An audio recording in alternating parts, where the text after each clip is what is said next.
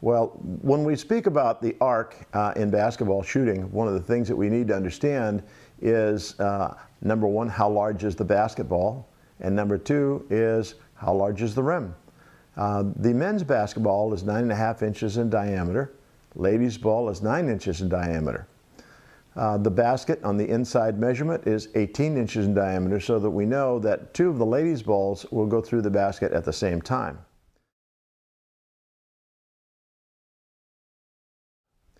One of the things we want to do when we're speaking about arc is we want to make sure that the ball is going to reach an apex on its arc, or the trajectory toward the basket, of about 3 to 4 feet above the level of the rim.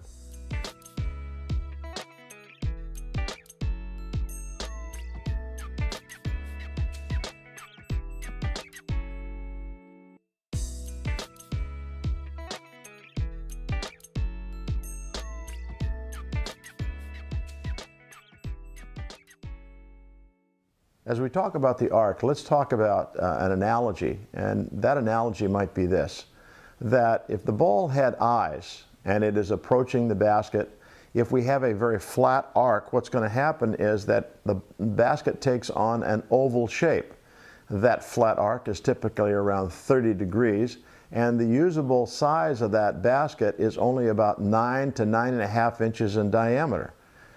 And so the usable target is very small. As the basketball trajectory begins to elevate, and we get up to that point where the ball is maybe 3 or 4 feet above the level of the basket, we find that this gets more like a 45-degree angle of attack, and that basket now has a usable target area of about 13 inches. And so it's quite a bit larger.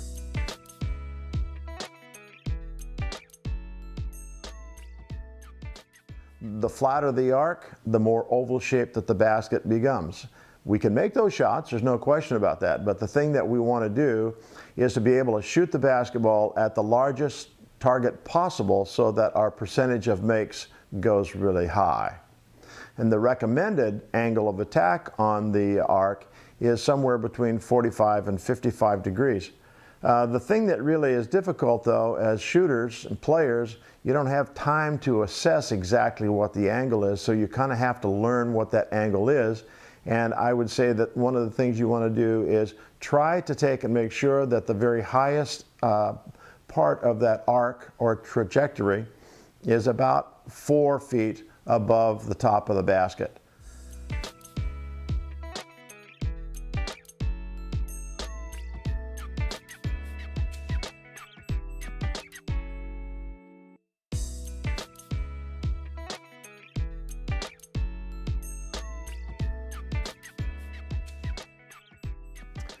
Well, Shreddercaster's question about how do we get a higher arc. Well, the shooting arm, as we are releasing the basketball, must elevate from the set point. We want to make sure that the elbow is always elevating to a point where it is above the eyes when we're ready for that release. And this will allow us to get upwards on that arc so that we're closer to the 45 to 50 degree angle. The power for that shot has to come from our core muscles and our leg muscles in order to get that kind of an arc. One of the reasons that shooters shoot flat shots typically is because they are underpowered and they haven't put the power source together to propel the ball at the basket.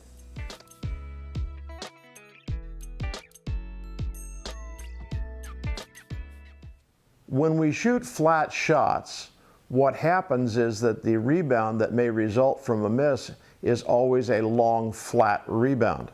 One that either goes back to the shooter or it might rebound in the opposite direction. When you shoot a ball with a nice arc, the basketball, when it hits the iron, tends to bound upward and it stays around the basket. When it stays around the basket, you still have an opportunity for that ball to go in the basket. Very key point. Here's the rundown for arc. Number one, you want to make sure that you have a high angle of attack. Number two, we want to avoid flat arcs that just slide over the front rim. Thirdly, we want to make sure that we elevate the elbow. That's how we get that nice high arc. And finally, Let's make sure that we use good legs, which results from the use of our core muscle.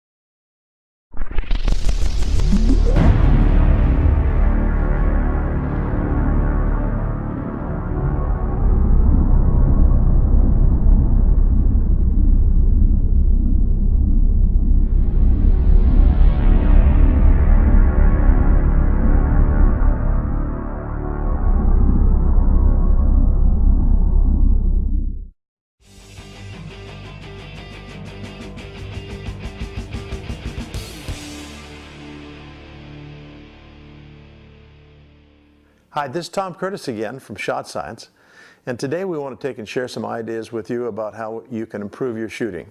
The form shooting drill is key to improving our shooting mechanics. As we get more consistent and we develop that muscle memory, emphasizing all of the shooting elements, then our shot is going to become much more accurate.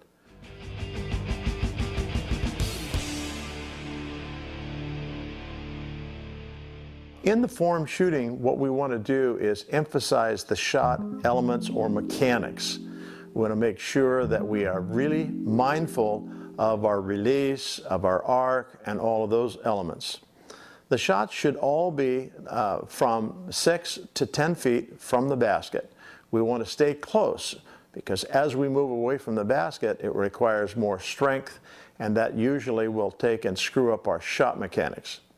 How we do this is we want to take and locate 5 spots around the key: the block, the first peg, the middle of the court at 10 feet, the first peg on the opposite side, and the block on the opposite side. When we shoot from the block, we like to have our shooters use only one hand, the shooting hand.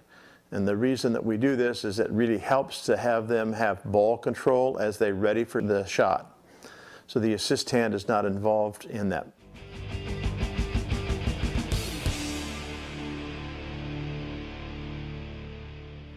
Here's the thing that's real important too. We want to take and try and get between 300 and 500 shots during the course of 1 week. You don't want to do it all in one day. I would spread it out over maybe 3 shooting days. And what we want to do is make 10 shots at each one of those locations. So if we take and start on one side and go around to the other and then return to our starting spot, that is 9 locations. And so when we finish that, we will have made 90 shots.